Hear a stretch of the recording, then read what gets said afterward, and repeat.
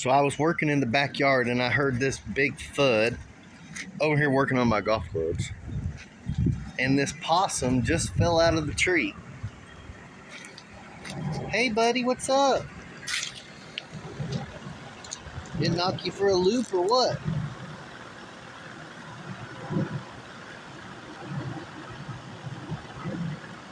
You better get back in your little house. I'm pretty sure this possum lives in our building. I've seen him before. He's about the right size. Poor little guy got his breath knocked out of him. So I'm gonna let him chill out. Let him figure out what he's gonna do.